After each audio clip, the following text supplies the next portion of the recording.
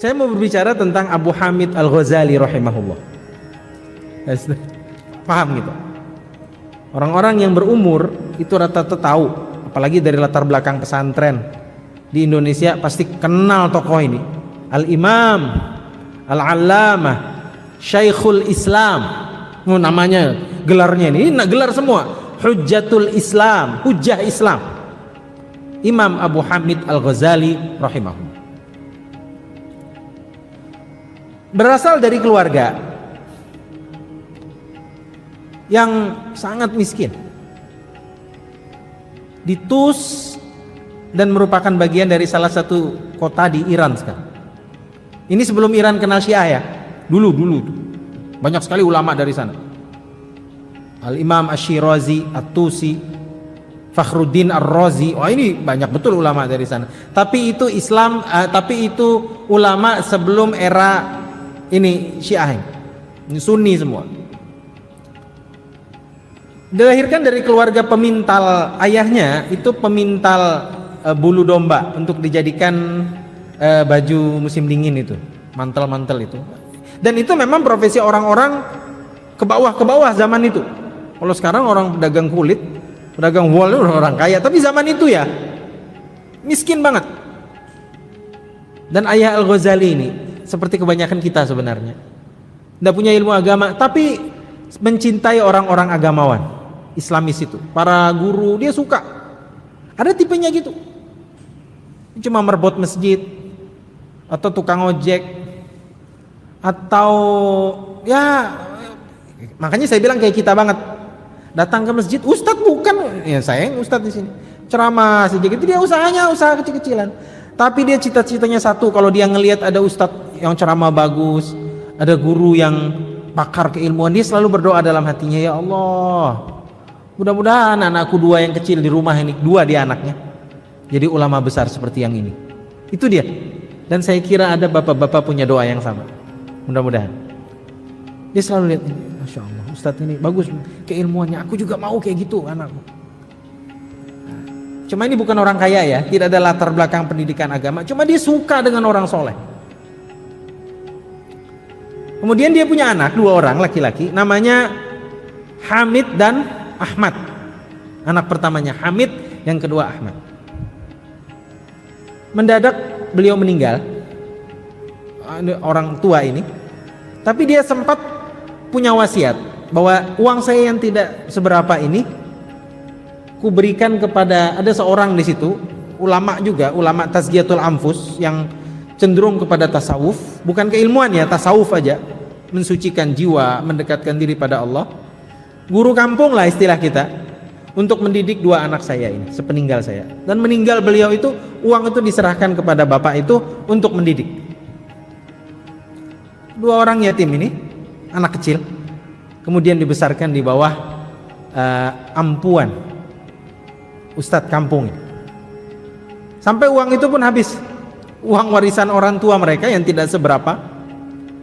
Dan dia juga bilang ke anak muda berdua itu, saya sudah, uang ongkos kamu belajar sama saya sudah habis, kamu saya kasih dua pilihan, melanjutkan usaha orang tua kamu, kerja kayak gitu lagi, atau tuntut ilmu di mana saja kamu mampu. Sudah, silakan, saya tidak ada apa-apa lagi untuk membackup pendidikan kamu, dan warisan orang tua kamu juga habis.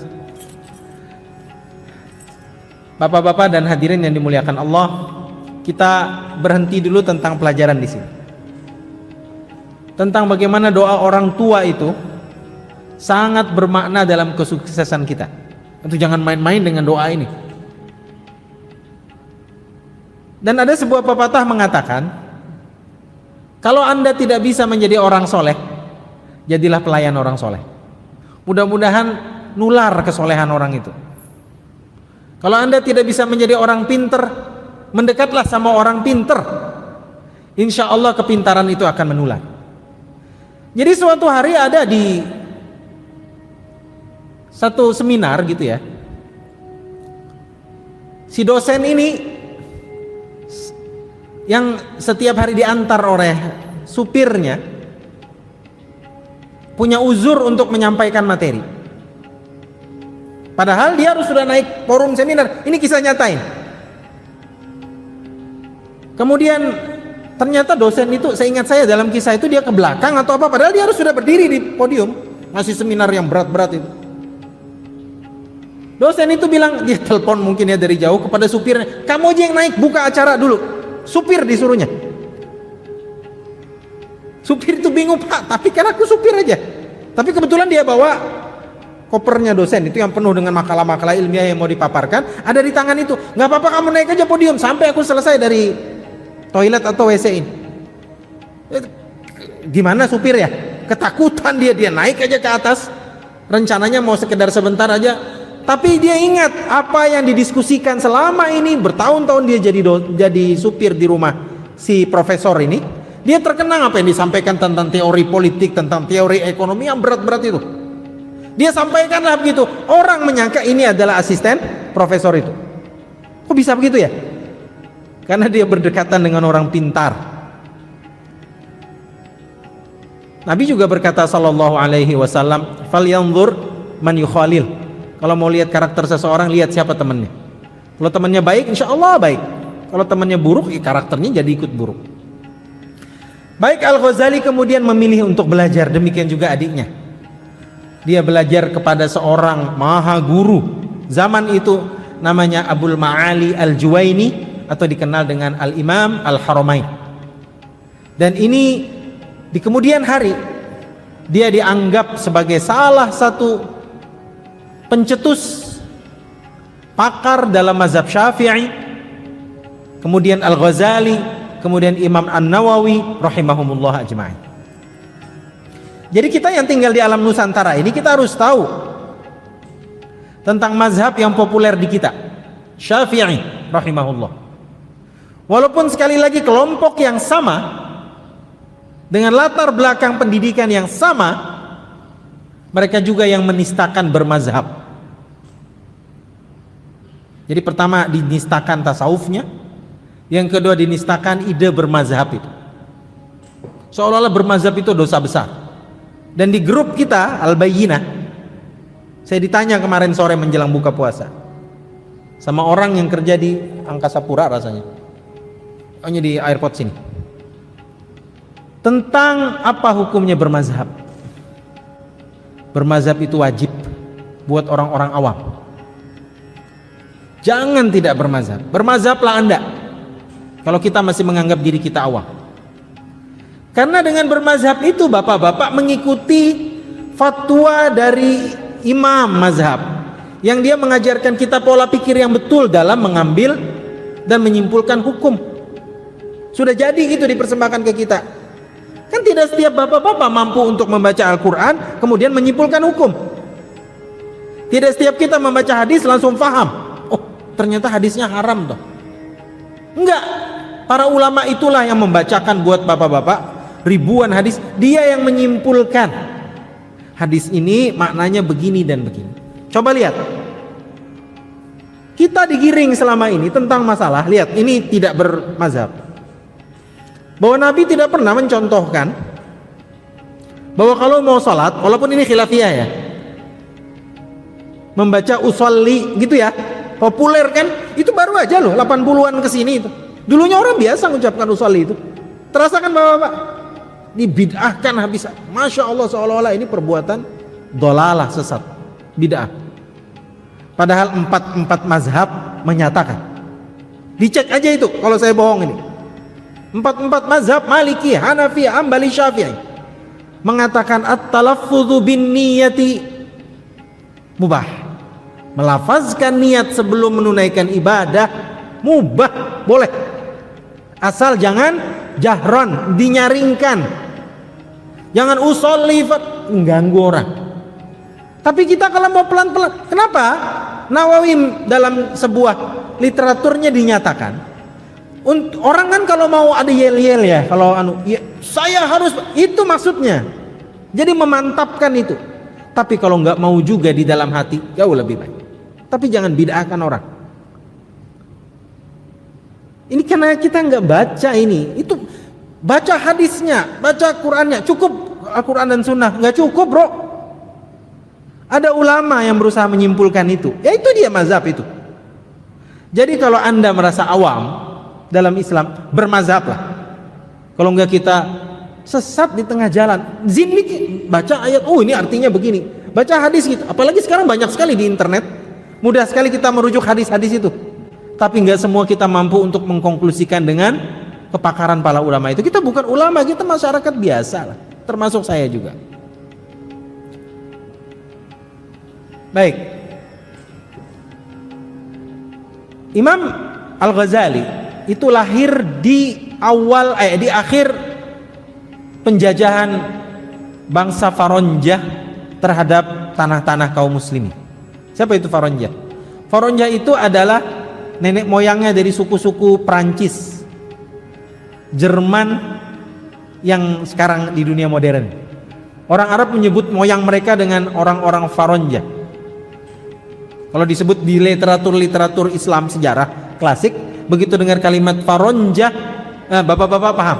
Maksudnya adalah nenek moyang Prancis dan Jerman. Mereka itu menjajah Syria, menjajah Irak, menjajah Yerusalem, Al-Aqsa itu dulu di tangan orang Kristen itu. Disebut dengan orang-orang Faronjah. Saya dulu masih kecil suka baca buku tentang Robin Hood, tentang apa itu. Cuma dikasih judul para prajurit Faronjah. Apa? Jadi ketika membahas ini, saya teringat dulu masih kecil saya suka baca buku novel tentang Faronjah.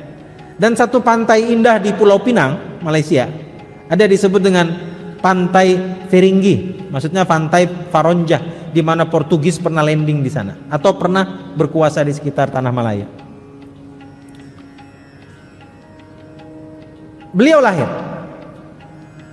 Dan beliau lahir di zaman di mana kekacauan terjadi di seluruh dunia Islam. Kita perlu memahami sejarah dan latar belakang ulama itu tinggal dan lahir, supaya kita memahami dialektika pemikirannya. Ada orang memukul rata seorang ulama itu harus begini dan begini. Itu zaman Anda. Zaman dia menghadapi challenge dan tribulasi yang jauh berbeda seperti kita. Karena itu beliau berpendapat seperti itu.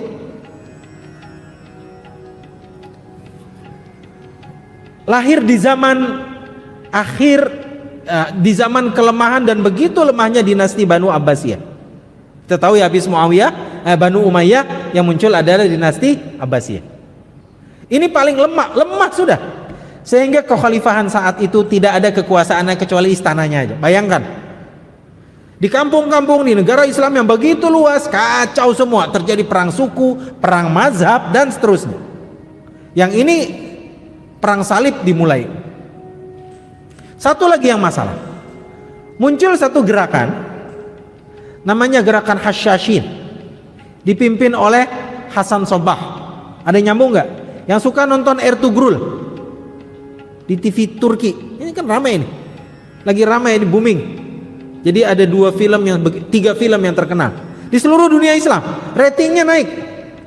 Saya sarankan bapak-bapak tonton film itu dibanding film-film yang gak jelas itu, suster ngesot apalah, kuntilanak beranak, udah jelas film. Mendingan yang gini, dengan sikap kritis tentunya ya. Namanya film, kadang-kadang ada aurat yang gak jelas ya, tapi kita memahami timeline isi dari sejarah film itu yang penting. Ada 3. Yang pertama, karena ini sejarah Islam semua, Ertugrul, dirilis Ertugrul itu. Yang kedua, Utsman, anak dari Ertugrul. Baru yang ketiga tentang bangkitnya sebuah kekaisaran Islam yang powerful, namanya Kesultanan Banu Saljuk. Oke, apa hubungannya dengan Abu Hamid Al-Ghazali? Jadi sekitar di usia antara 30-an 40-an, kita tahu tadi ya, ini Banu Abbas ini di dalam kondisi sangat lemah. Dan ada kesultanan-kesultanan kecil yang menggerogoti kekuasaan kekhalifahan. Ada salah satunya, tapi ini justru bagus untuk Islam. Jadi Kesultanan Bani Seljuk, dia tidak keluar dari kekhalifahan Islam. Itu bagusnya. Jadi bagusnya zaman dulu kalau ada kesultanan-kesultanan di bawah kekhalifahan, walaupun dia lebih kuat dibanding khalifah sendiri, dia tidak pernah memproklamirkan keluar dari kekhalifahan itu. Banu Seljuk, dia menganggap diri sebagai sultan di bawah Banu Abbasiyah yang sangat lemah ini. Walaupun sejatinya di seluruh dunia Islam saat itu yang menjadi pengatur dunia Islam sebenarnya Bani Seljuk, bukan Banu Abbasiyah. Bani Seljuk ini keturunan Turki, nenek moyang Turki sekarang. Nah, Bani Seljuk dia membawa syiar la ilaha illallah Muhammadur Rasulullah. Orang-orang baik-baik, soleh-soleh, mujahid semua. Salah satu dari perdana menteri yang baru dilantik namanya Nizamul Mulk melihat bahwa di era dia ketika dia memimpin secara politis perdana menteri, dia melihat bahwa tersebar satu aliran Syiah namanya Syiah Batiniyah. Ini bagian dari Syiah. Saking jeleknya Syiah ini sampai orang Syiah sendiri nggak mau ngaku dia Syiah. Padahal itu berasal dari Syiah. Syiah Batiniyah. Namanya, pimpinannya namanya Hasan Sabbah. Nonton film tadi pasti ingat itu nama itu. Ada itu Hasan Sabbah. Dia pendirinya sekte itu. Dan dalam sekte ini juga ada sekte namanya Hasyashin, yang kerjanya melakukan pembunuhan terhadap lawan-lawan politik Syiah. Nah, lawan politik dibunuhinya. Bahkan akhirnya Nizamul Mulk syahid di tangan Hasyashin. Dari kalimat Hasyashin ini, orang bule kemudian menggunakannya sebagai salah satu vocabulary bahasa Inggris mereka untuk para pembunuh bayaran. Apa? Assassin. To assassinate. Lakukan pembunuhan gelap, bayangan tengah malam kayak ninja, itu udah assassin. Diambil dari sekte ini. Bayangkan jeleknya sejarahnya. Dan mereka kerap melakukan pembunuhan dari orang-orang Seljuk, pembesar Seljuk, Banu Abbasiyah itu yang melakukan. Nah, tapi kita nggak cerita tentang ini. Jadi Nizamul Mulk ini melihat begitu kuatnya cengkeraman Syiah ini di seluruh daulah Islam. Dan dia perhatikan cara bagaimana Syiah itu masuk. Dia menguasai masjidnya kayak kurang lebih kita lah zaman sekarang. Dia menguasai takmir masjid dimasukkan mulai ketua sampai ininya orang-orang dia. Syiah mendirikan sekolah banyak di Baghdad. Kemudian di Syria semuanya. Terus ada kaderisasi dengan beasiswa yang luar biasa besar. Ya, kita orang awam, zaman sekarang juga. Orang awam gitu ya. Orang awam itu ngikuti cara beragama siapa? Ustadznya. Kalau ustadznya balik dari Madinah, ya gaya Islamnya gaya-gaya alumni Madinah. Nah, ini yang sekarang populer. Kalau ustadznya balik dari Al-Azhar Mesir, ya bergaya kayak Mesir. Kita orang awam, Mbak. Kita pokoknya ini ustadz, nggak mungkin dia bohong gitu kan. Ya sudah, kita ngikutin gayanya bergamis-gamis apa. Tuh kita nggak kenal dulu begini. Sarungan aja kita, baju batik ke atas, ke belangkon. Karena ulama zaman silam begitu dia pakaian. Nah, jadi masyarakat di daulah Islamiyah saat itu bergaya keislamannya gaya-gaya batiniyah semua. Nizamul Mulk ini berpikir bagaimana caranya, tapi secara politis masih kuat sunnah. Dia berpikir bagaimana caranya untuk memerangi orang-orang kayak gini. Jumlahnya banyak, kita tidak kuat. Dia bilang apa? Kita harus melawan mereka min jinsil amal, dengan cara yang sama yang mereka lakukan. Dia bikin juga masjid-masjid, tapi ustadz-ustadz dari kalangan, karena dia Syafi'i ya, dari mazhab Syafi'i itu aja yang masuk, semua masuk. Yang lain nggak bisa. Kurang lebih kita ya. Kalau mau bohong nggak Pak, saya tahu taktik-taktik kita. Kalau menguasai satu masjid, gimana caranya? Orang-orang kita masukin semua, masuk.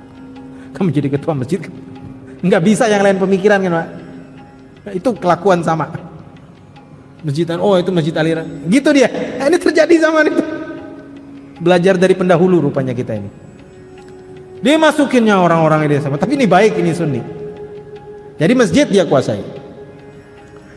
Kemudian yang kedua, dia bangun satu kampus yang sangat terkenal di seluruh dunia Islam. Dan Al-Azhar belum ada, seingat saya.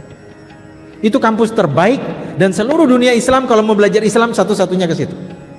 Namanya kampus An-Nizamiyah. Diambil dari nama Perdana Menteri yang bangun itu. Nizam Al-Mulk. Dikasih nama Nizam An-Nizamiyah. Kampus terkenal. Dan orang-orang saat itu, kalau yang ceramah, kalau yang membangun masjid, kalau yang menulis buku, nggak berasal dari kampus ini, nggak dianggap sebagai ulama. Banyak sekali alumni kampus ini. Setelah kampus didirikan, dia ingin mencari, itu beasiswa, Masya Allah. Dan ada sebuah riwayat mengatakan dari buku Sarahen Archery. Saya cari buku ini terjemahan bahasa Indonesia belum ketemu. Sarahen Archery itu artinya para pemanah Muslim. Apa tradisinya dalam kampus-kampus seperti ini? Kan kampus itu beasiswa tuh. Selain orang-orangnya harus hafiz Quran, harus mengkaji hadis Nabi SAW, supaya beasiswa tak cair dan turun, setiap bulan harus menyetor tembakan panahan 100 kali. Maksud saya ada absensi bahwa dia per hari menembakkan 100 mata panah. Begini. Kenapa? Bagaimana mungkin Anda berjihad hanya dengan pena, hanya dengan mengasih petua begini, tapi Anda tidak pandai memanah? Wah, itu hebat itu. Disebut itu. Jadi beasiswa akan turun kalau Anda sudah menyetorkan panahan per hari 100 kali tembak. Berat tak otot ini? Kalau orang cuma lihat aja, tapi kalau tiap hari, yang pengalaman panahan tahulah, nembak 30 aja sudah kebas. Ini 100 kali itu, dan kalikan 30 baru cair, ada absensinya. Baik, Nizamul Mulk kemudian mencari para guru. Dia ketemu orang-orang hebat di zaman itu. Di antaranya Al-Ghazali rahimahullah menemani maha guru dia, yaitu Imam Al-Haramain Al-Juwaini rahimahullah. Nah, ini sekolah kemudian melahirkan banyak ulama yang terkenal di dalam zaman klasik, dan kita baca buku-buku mereka sampai saat ini. Al-Ghazali rahimahullah saat itu berusia sekitar 30 atau 40 tahun. Dia mengajar di sekolah Nizamiyah atau di kampus Nizamiyah ini selama 4 tahun. Dan selama 4 tahun itu dia berpikir tentang pemikiran-pemikiran yang beredar di kalangan masyarakat muslim, tepatnya di Baghdad. Baghdad zaman itu adalah sentral kebudayaan Islam. Jadi tempat-tempat yang sekarang ini merupakan pusat konflik dunia, itu adalah pusat peradaban Islam zaman silam. Tapi kalau kita sekarang bicara tentang Baghdad, beda dengan orang 1000 tahun yang lalu bicara tentang Baghdad. Dulu Baghdad itu seperti kota New Yorknya zaman sekarang. Indah, Masya Allah. Hasil buminya baik-baik, ulamanya banyak sekali, kemudian bangunan-bangunannya luar biasa. Itu pusatnya Khalifah Islam kan, di situ dia, ibu kota seluruh dunia di situ sudah. Orang mengistilahkan Ummul Qura. Pusat seluruh kota-kota dunia adalah Baghdad. Tapi bandingkan sekarang, setelah invasi Amerika, hancur lembur. Orang kalau bicara tentang Baghdad yang terbayang apa? Puing-puing kehancuran, darah di mana-mana, pembunuhan di sana sini, itulah Baghdad. Tapi ini Baghdad zaman silam. Dia melihat bahwa di Baghdad sebagai sentra ilmu dan sentra kebudayaan Islam ada 4 pemikiran yang beredar. Yang pertama itu tadi Batiniyah, Syiah, dan itu populer di masyarakat, dan itu harus diselesaikan, diperangi. Yang kedua Kalamiyah, filsafat, jadi debat kalam gitu, gaya-gaya Aristoteles, Plato, pemikiran begitulah. Kemudian yang ketiga pemikiran mazhab tentang fikih gitu, debat fikih tentang banyak sekali mazhab, ada Hanafi, Hambali. Dan yang terakhir tentang tasawuf, jadi orang-orang sufi yang mengajarkan tentang bagaimana cara mensucikan jiwa. 4 pemikiran ini dia kaji semuanya, sampai kemudian dia lebih tertarik untuk mengikuti keilmuan yang terakhir, tasawuf itu. Dia izin kemudian kepada Abul Ma'ali Al-Juwaini, gurunya itu, untuk keluar dari Nizamiyah dan lebih mendalami alam tazkiyatul anfus atau tasawuf itu, pensucian dia. Dia tinggalkan. Kemudian dia mengembara di dunia Islam. Dia pergi ke Damaskus, Syria. Dia uzlah dan mojok selama 2 tahun di masjid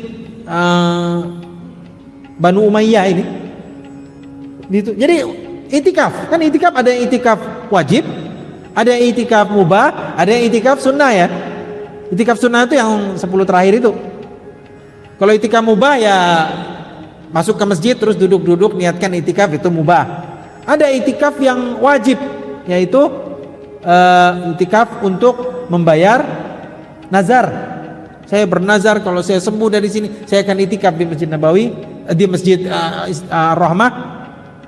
Itu wajib dilakukan, sebagaimana wajibnya nazar Umar ketika dia bernazar untuk beritikaf di Masjidil Haram. Nah, jadi itikaf yang mubah.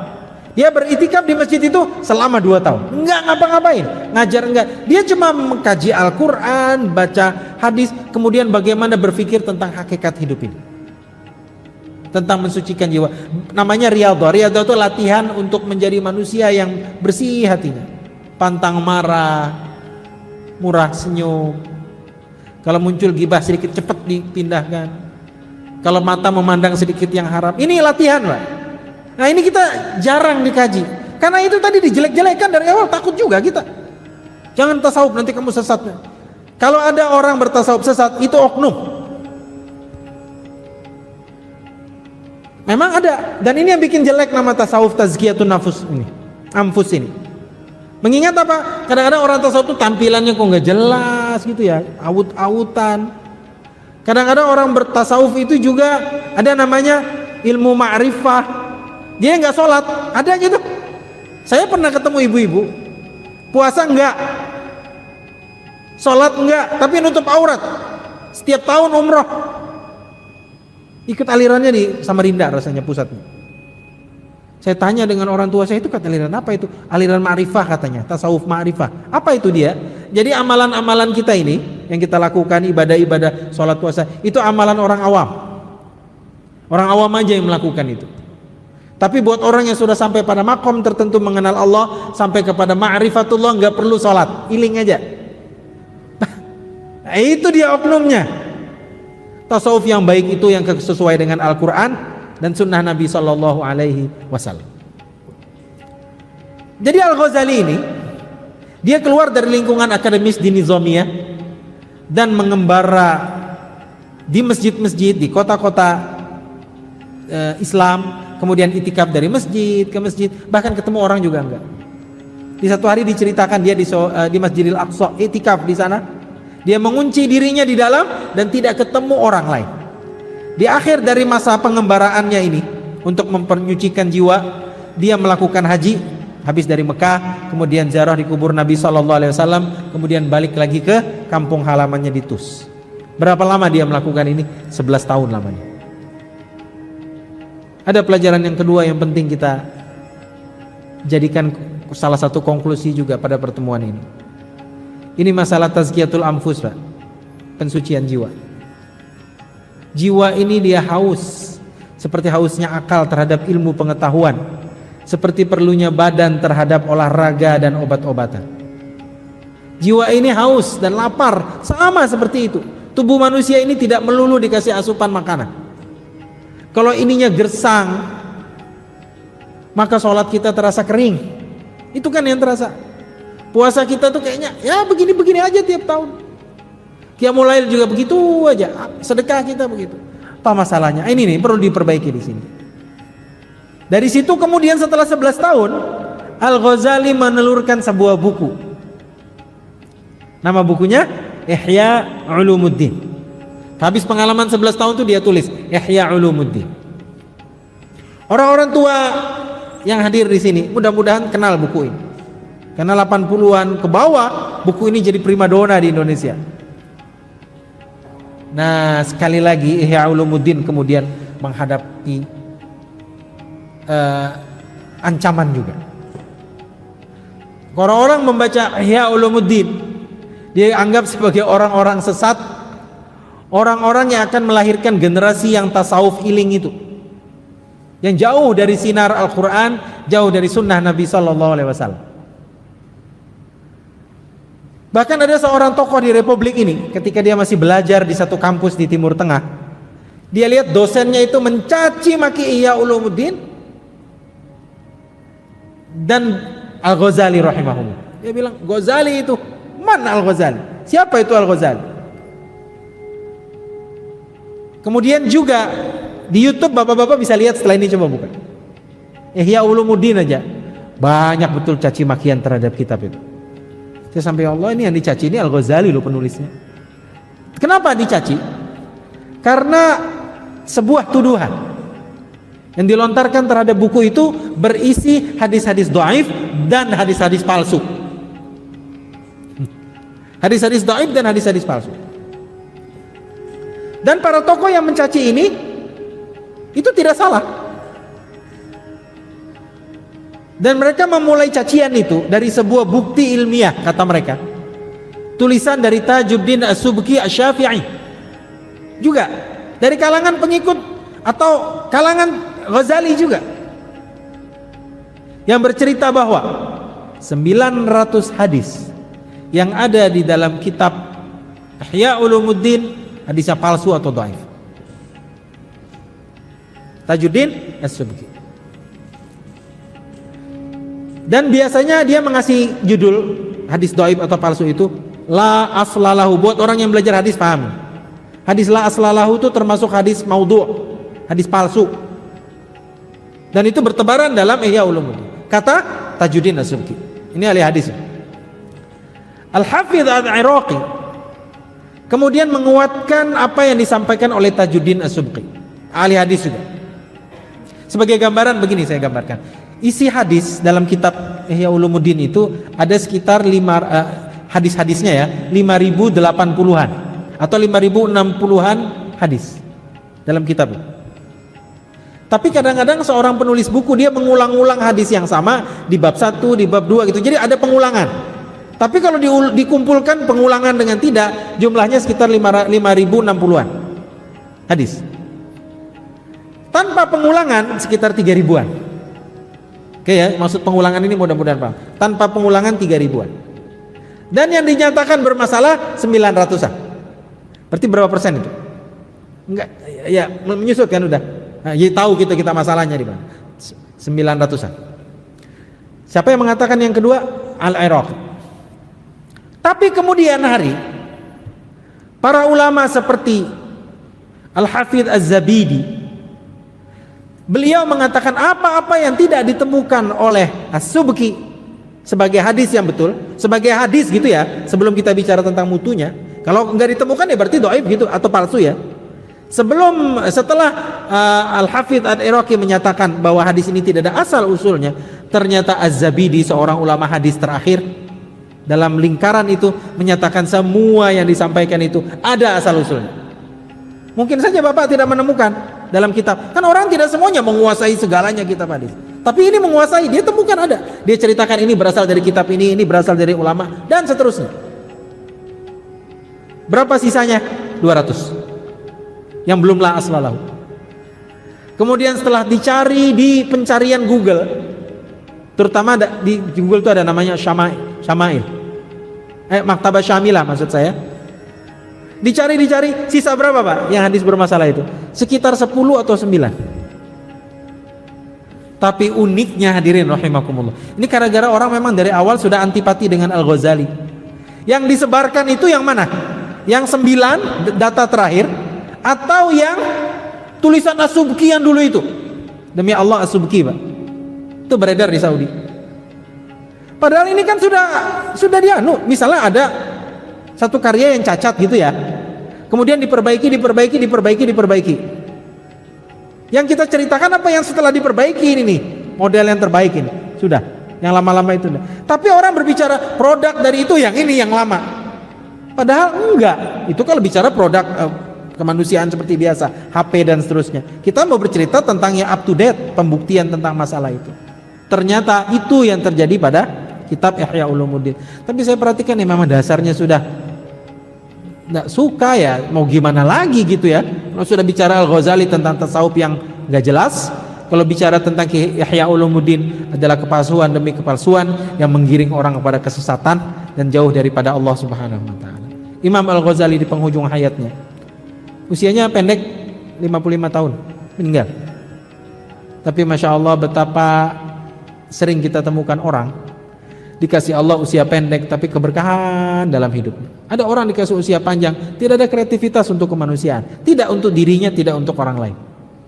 Al-Ghazali rahimahullah menjelang wafatnya, beliau berpesan ketika murid-muridnya berkumpul dan berpesan, nasihati kami ya Imam, kata Al-Ghazali rahimahullah, alaika bil ikhlasi wa taqwallah. Enggak ada yang lain ya. Ikhlas kata dia, dan takwalah pada Allah Subhanahu wa taala. Kalau ini yang jadi landasan kita dalam hidup, dalam kita berusaha, hadirin rahimakumullah, masalah apapun yang kita hadapi terasa mudah. Ya, ikhlas saja. Dan kayaknya ikhlas itu yang menyebabkan urusan-urusan kita itu menjadi beres. nggak ada sakit hatinya kita. Saya ikhlas kok, gitu. Kenapa kita kadang-kadang ngedumel, sakit hati dan kepikiran terus? Ikhlas kita kurang. Coba lakukan dengan ikhlas, nggak kepikir apapun. Bahkan seorang ulama Saudi, seingat saya namanya Al-Qarni, dia bilang apa? Dalam sebuah majelis ilmu di Turki, dia bilang tuh ikhlas itu hatta penjahat pun yang melakukan. Kalau dia betul-betul ikhlas terjadi itu. Yang penting ikhlas gitu ya. Ya kita tentunya bukan ikhlas yang begitu kita inginkan. Ikhlas itu kan tanpa pamrih gitu. Jadi orang baik saya lakukan ikhlas. Kalau orang itu nggak nerima ya sudah, saya nggak ada pamrihnya sama dia. Itu pesan dia menjelang akhir hayatnya. Alaikum bil ikhlas wa taqwallah. Kalian ikhlas dan takwa pada Allah Subhanahu wa taala. Setelah itu beliau meninggal dunia pada hari Senin. Baik, pertanyaan. Bolehkah mencampur pendapat mazhab dalam satu ibadah atau ikut saja mutlak satu? Buat pemula, buat orang awam, ikuti satu aja. Khawatir kita kalau pindah sana pindah sini, kita nanti nyarinya yang mudah-mudah. Misalnya, contoh ya, saya Syafi'i. Dan Syafi'i itu biasanya kalau mengeluarkan zakat fitrah, bentuknya apa? Makanan pokok di satu tempat. Ya pakai beras aja Pak, biasa. Gitu ya. Dan kita terbiasa gitu dari dulu kan. Kalau sudah bulan Ramadan menjelang akhir, biasanya terbayang di benak kita apa? Ada kai-kai, ada apek-apek nongkrong di depan masjid, depannya ada beras. Itu ya. Ini alam benak masih kecil saya. Nah, gitu. Itu terus kita. Tapi kalau kita merasa bahwa ada benarnya, setelah kita menggali, bertanya dan kan manusia kan bukan statis juga. Ada yang dulunya awam, dia dalam perjalanan hidupnya dia belajar juga gitu. Ternyata ada benarnya bahwa mazhab Abu Hanifah yang menyatakan bahwa mengeluarkan qimah, harga dari zakat fitrah itu berupa uang juga dibolehkan. Silahkan Bapak-bapak. Nah gitu dia. Seperti misalnya di Indonesia ini, Syafi'i itu menyatakan bahwa kunut dalam subuh itu adalah kemestian. Tapi lihat kalangan Muhammadiyah, dia berijtihad. Dan silakan, itu banyak ulama kan sekali lagi. Pada akhirnya keluar dari pakem ini dan mereka terbiasa untuk tidak kunut. Aman kita di Indonesia, kunut atau tidak lanjutkan. Tapi buat orang awam tuh kita ini Bapak-bapak, kita ini awam rata-rata. Sebaiknya menggunakan pendekatan mazhab. Nanti kalau sudah ada keilmuan, kemahiran, perlahan tapi pasti kita bisa keluar dari ide itu aja, bukan semua, ke apapun yang dikatakan oleh tetangga sebelah dalam mazhab yang lain. Baik, yang kedua, apakah ilmu kalam boleh dipelajari dalam artian tidak bertentangan dengan Islam? Ilmu kalam itu ada yang baik, ada yang tidak. Ilmu kalam maksudnya yang baik adalah ilmu yang mengenalkan kita kepada Allah Subhanahu wa ta'ala. Silakan, tapi harus ada gurunya. Dan jangan kita belajar ilmu-ilmu seperti ini dengan sendirinya. Nanti kita jadi orang zindik. Masalah kita sekarang, kita menjadikan syekh kita Syekh Al-Googley Al-Amriki. Oh, Syekh Google Amerika. Itu dia belajar setiap hari, kacau nanti kita. Padahal itu wajib ada gurunya. Dan rata-rata para ulama silam, sekarang ada para ulama modern yang mengkafirkan, menistakan, menjelekkan ilmu kalam. Sebenarnya masalah itu loh. Kenapa? Karena hampir mulai dari abad setelah Nabi, jadi sekitar abad ke 300 Masehi. 300 Masehi sampai dengan sebelum abadnya Ibnu Taimiyah, semua ulama, sebutkan aja satu-satu, adalah pakar ilmu kalam. Ya, rata-rata itu. Bahkan para pejuang dan para ulama yang kita kenal namanya, sebut saja satu pun, asal di era itu semuanya ahli kalam dan ahli tasawuf semua. Coba sebut satu aja, siapa namanya? Salahuddin Ayyubi, tasawuf kalam. Muhammad Al-Fatih, penakluk Konstantinopel, ahli kalam tasawuf. Izz ibn Abdus Salam, ahli kalam tasawuf. Mujahid besar Izzuddin Al-Qassam, pendiri Hamas Palestina, itu ilmu kalam tasawuf. Umar Al-Mukhtar, mana itu? Libya yang melawan Mussolini itu, digantung sampai syahid, ahli kalam tasawuf. Siapa lagi? Jadi kalau kita bicara fakta sejarah, ini kayaknya orang-orang nggak belajar sejarah saya bilang.